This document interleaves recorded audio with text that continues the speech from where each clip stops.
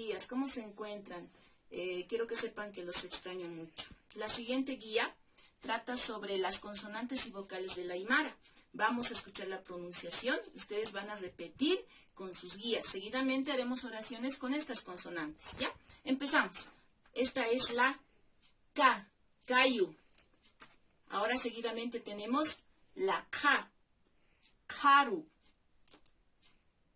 K, Kauna, K, Karwa, K, Kana, A, Aspa, Cha, Chacana, Cha, Chachcha, Cha, Chanka, Pa, Paya, Pa, Paxi, A, Asancaya, Ta, Tanka, Ta, Taki, Ta, Tanta,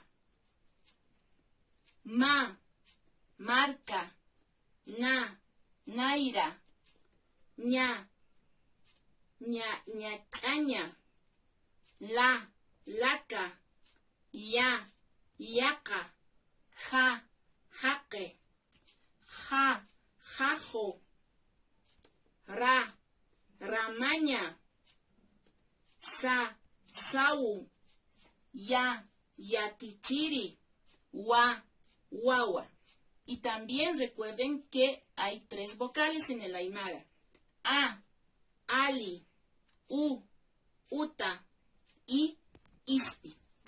¿Ya? Estas son las consonantes y vocales. Ahora vamos a hacer oraciones con esas consonantes que ustedes tienen en ese cuadrito de su guía. ¿Ya? Yo me he escogido 3 imágenes. De esta forma es como van a realizar la imagen. Para ello vamos a trabajar con pronombres demostrativos. Estos son los pronombres demostrativos. Acá significa esto, esta, este. Uca, eso, esa, ese. Kaya, aquel, aquello. También vamos a utilizar en nuestra oración este sufijo wa, que es el verbo que significa es. Y en algunos casos que yo les voy a indicar, utilizaremos este pronombre personal. Solo este por esta vez, tercera persona, jupaj, que significa él o ella. Iniciamos nuestras oraciones. Para iniciar, vamos a utilizar cualquiera de los pronombres demostrativos, cualquiera de los pronombres demostrativos. Yo voy a iniciar con el primero, acá. A ese pronombre demostrativo sí o sí le debo aumentar una ja, que no tiene ningún significado. Seguidamente voy a utilizar este sustantivo que lo tienen debajo de cada imagen. Yaca. A yaca le voy a aumentar el sufijo wa, que en realidad es el verbo que significa es. ¿Qué quiere decir? Esto es una hoja. ¿Ya? Voy a anotar debajo de cada oración el significado.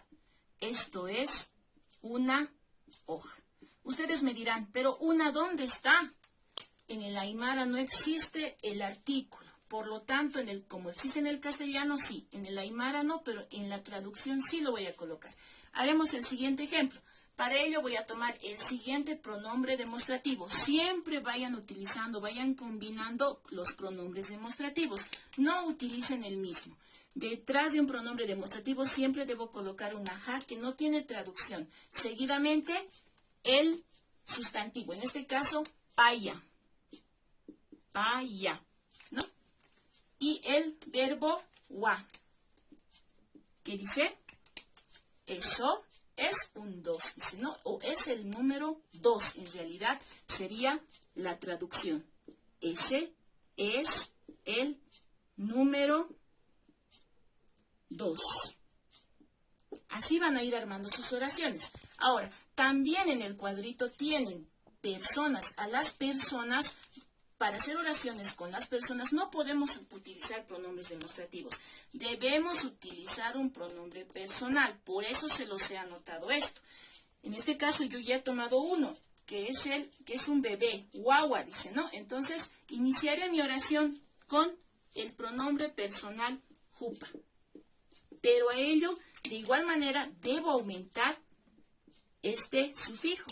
enfatizador, no tiene traducción. Después de esto voy a colocar este sustantivo, guagua. Y seguidamente el verbo, gua. Ustedes me dirán, pero ya tenía gua, ¿le sigo colocando? Sí, el sustantivo guagua y recién aumento el verbo, gua. Ahora, ¿qué dice? Puede ser una bebé, ¿no? Una niña. Ella es una bebé. Así sería la traducción. Es una bebé. De esa manera es como van a realizar la guía. Jikisinkama. Hasta la siguiente clase.